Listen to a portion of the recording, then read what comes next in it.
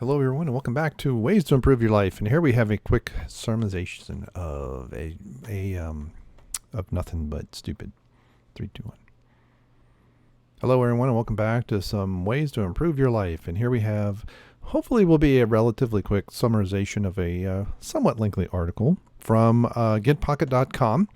We have Stop Confusing Habits for Your Routines. What you need to know. Trying to build good habits can often backfire. Here's why it's important to know habits are formed and when it's better to stick with a routine instead. Now, some people will consider a routine a rut, but it's not necessarily. It depends on what you're trying to do with your life. If you do an exercise routine many times, it's good to stay to a plan and get things done. So if you get up in the morning, you just want to get out the door, get on with your day, stick to a routine. You're not going to waste a lot of time, if at all. Habits are hot. Self-help articles extol the power of habits, and books on the topic sell by the millions. Creating good habits, right? Breaking bad habits, breaking old habits, trying something new. Like many pop psychology topics, the conventional wisdom about the effectiveness and application of habits is frequently outdated, misapplied, and flat out wrong. Building habits to change behavior the right way can be a wonderful tool to improve your life, but false notions about what habits are and what they can do can backfire. So let's skip down to, okay, great. What are habits? According to Dr. Benjamin Garner, a habit researcher at King's College London, of course, this makes him automatically an expert because he's a doctor. Habit works by generating an impulse to do a behavior with little or no conscious thought. Habits are a type of learning. By forming a habit, the brain frees the mind to do other things without deliberation. So this would be an expectation. The brain is expecting certain inputs as well.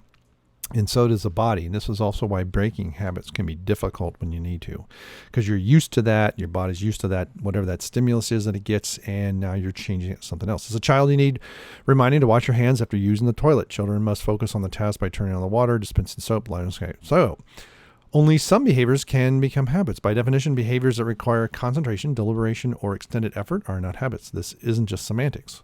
We shouldn't try to form a habit out of a task that can never become one. If you do, you'll be sort of disappointed. Now, that's an interesting take that I've not heard before. When we fail at forming a habit, we tend to blame ourselves rather than the bad advice we read from someone who doesn't really understand what cannot be a habit. Behaviors that require conscious thought, like cleaning your apartment or writing in a journal daily, are not habits. They are routines. Now, I would say you can probably make into a habit the expectation to, hey, it is now, a certain time. It is time for me to concentrate, calm down. And that could probably be a habit, but it is a routine. To change behavior, you need to understand the difference. Okay, so what is motivation? For years, we thought that Sigmund Freud's pleasure principle is the basis of human motivation. He promoted the idea that behavior is driven by the desire to seek pleasure and avoid pain.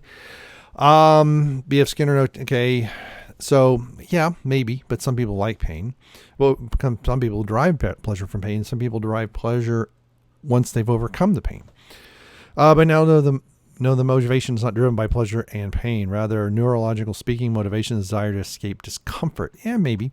All human behavior, even the itch of desire to do something pleasurable, is in fact prompted by pain. It's called the homeostatic response. Our brains get our bodies to do what they want through discomfort. Yep. When you're cold out, we put on a coat. When you're feeling hungry pangs, okay, dog's feeling warm again. Doesn't. Oh, yeah, but no, of course, but that feeling is after we spurred into action. Yeah. So the same rule applies to psychological discomfort. When we feel lonely, bored, or uncertain, we act to relieve our emotional disquietude. Really? Wow. That's a nice, interesting word. But some people, I guess feel lonely. Some people want to be alone. It's a difference between being alone and being lonely. We might see a friend So the difference, let's keep going. This article goes on for days if we're not careful. The difference between habits and routines. If all behavior is prompted by discomfort, then habits and routines must follow the same rule. How and when we feel discomfort or of doing or not doing a behavior is critical to understand the difference between habits and routines. Okay. But see, this is where I go back to the journaling question, because if you get into the routine, we'll say, of journaling, I think it becomes a habit if you then miss it. right? And then you feel bad about missing it, and your routine. Maybe it's still in a routine. Recall that maybe the habit is beating yourself up over it. Recall that part of the reason people find the idea of building a habit so appealing is the notion that they can put unfun tasks on autopilot. I see. This is a take on habits I've never heard, and I really don't know if I buy it. Tasks like paying bills or doing the laundry annoy us. They hang over our heads until the pain of not doing them gets to, okay. But, however, if some magic laundry folding fairy appeared and told you not to worry about the task, you'd happily go about your day. No, we'd find other crap to do. Turns out your brain comes built in with just such a magic pixie. It's called procrastination. We'd write a task for later. Yeah, and then it just, until, okay, this is, I think, we're going to go until the pain of procrastination gets so big, you overcome procrastination. Imagine trying to wash your hands and the water suddenly shuts off. If you're in the habit, not doing the behavior would feel strange, even uncomfortable. I thought you said wash your hands was not a habit. Even if the magic habit fairy told you your hands would be clean, there was no need to wash them. This is my sister-in-law with her magical gel. I experienced just such a predicament when the water to my bathroom sink was shut off because of construction of my building. I needed to use the sink to wash my hands for a week. Even though I was fully aware that the bathroom sink wasn't going to work, I kept returning in one day after, okay, out of habit. Is that a habit? Is that a routine? Every time I lifted the faucet handle and the water came out, my habit was interrupted and I'd get annoyed. I knew the faucet wouldn't work. Okay. After a day or two, I think I would remember that. But hey, a habit feels uncomfortable when we don't do it. See, again, if journaling feels uncomfortable when you don't do it, is it really a routine? Is it an expectation? Is it somewhere in between? Ooh, I did not mean for that to rhyme. This is where people get into trouble confusing habits and routines. They expect routines to be as effortless as habits, while the only thing about routines that's easy is how easy they are to skip. Okay, but again, if you do it every night for 2 months, you're going to miss if you can't do it. Not doing an effort, because I used to do, not doing an effortful task, like doing the laundry or writing a journal, is easy to forget because such behaviors are not a habit. They are a routine that requires effort. That you got the same word here there twice. Okay. How habits are formed. Some self-help books claims habits simply formed by providing a reward after cued behavior. If the behaviors in the behaviorist tradition, they base their claims on research showing how a lab animal like a mouse can be taught to memorize a path through a maze in search of food. However, while this is a form of learning called operant conditioning, works well for a mouse in a maze, the model is often misapplied for humans in the real world. Operant conditioning can be effective when a scientist in a lab coat sets up a task for test subjects to complete. However, in life, we are thankfully not trapped in cages and mazes, and we must moderate our own behavior sometimes. Unfortunately, we must be scientists attempting to design our own actions. Setting up arbitrary prizes risks overemphasizing completing a goal for the sake of the reward. Okay, start with routine. First, we have to accept that only certain kinds of behaviors can become habits, that certain behaviors will never become habits. Okay, that's fair enough. Only then can we take the first step of changing our repeated behaviors. For those actions we can turn into habits, we can bring back by making them into routines. Okay. So, a behavior done with that little or no thought. I don't know if there's anything you can really do with little or no thought. But see, that's how things get missed. I would say some would argue never turn anything into a habit. Hold the time. Since we can't count on routines to happen automatically the way habits do, we need to make sure to allocate time for them. Yep, many people go through their days with aspirations to accomplish a list of tasks, but without dedicated time on their calendar to do them, they never get anything done. That is correct. That's probably the most profound sentence I've ever read on how to go about your day. Because I have lots of things about getting things done, putting things in the various buckets or unbuckets, but nothing about how to get them done. Setting an implementation intention, which is just a fancy way of saying that we will plan what we are going to do, and then we are going to do it, has shown to boost the likelihood of following through. Without a dedicated time reserved for the new routine, chances are it'll never get done. Yep. Schedule at 9:30. This is what we're doing. Welcome discomfort. It's important to expect that learning and repeatedly doing a new behavior requires effort. Expect discomfort and know that you'll have to push through it. Yep.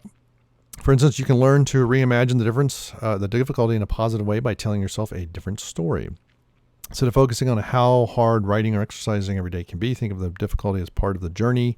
Yeah, and also, the sense of accomplishment is also dangle that carrot out there. If you desire to do it at the gym regularly but dislike exercise, find ways to see it differently. Envision every drop of sweat as a sign your body is getting stronger. Understand how it'll impact your positively with your health and energy and everything else. Learn to see the burn as a tiny muscle. Yep, pain is weakness leaving the body. The right kind of pain, that is. Perception is a matter of perspective. Oh, that's interesting. No matter the routine, you can choose to reimagine your discomfort as a good thing, okay? Let's go on. Pre-commit. Before behavior can become a habit, it needs to become a regularly performed routine. Given how effortful is such an awkward word. Routines can be, it's far too easy to skip a difficult task. Yep. Pre-commitment, fantastic. For instance, if writing or exercise daily is a routine you want to adopt, finding someone to hold you accountable will increase your odds of success. Yes, absolutely. Someone accountability partner is really good. Do it right. Do not, by not expecting every aspiration to become an effortless habit, you increase your odds of success. Now that is interesting, because if you have a routine that you want to accomplish and you're trying to make it a habit, habit is not going to the gym. The habit is actually exercise, but the routine is actually getting your butt there and getting through whatever training session you're trying to do. It's important to remember not to try and turn hard to do behaviors into habits. Okay, so TLDR. This is near the end. Finally, when people say they want something to become a habit, they may mean that they want it to be effortless. Wouldn't it be great? Okay, so first thing then is to define a habits and a routine. To change a behavior, you need to understand the difference. Okay, we said that. Knowing when to use the right tool for the job can prevent frustration and help you accomplish your goals. I like that. All behavior is prompted by discomfort. Yes, maybe. I'm 98% sold on that. A habit is an impulse to do a behavior with or little no conscious thought. Not doing a habit feels uncomfortable. I think people drive to work as a habit. They're not paying attention to what they're doing. They're watching their cell phone. A routine is a behavior frequently repeated. Unlike a habit, skipping a routine doesn't feel bad and without proper forethought. But, when I do skip, I do feel bad. It depends on the routine. I go in the gym, for instance, it's like, and then 3 days later, I really feel bad.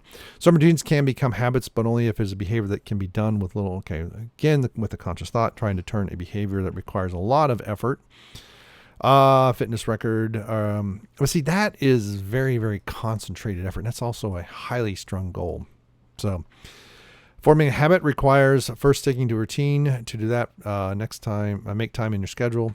All right. So, interesting. So the habit of washing your hands. Yeah, I guess at first you have to learn that, and then eventually it becomes, although I would say I don't know, if you're a doctor and you've done it 8,000 times a specific way, you'll continue to do it that way. So I don't know if that's a routine or a habit. And that is it. There are no comments, I don't think. Nope, there are none. So what do you think?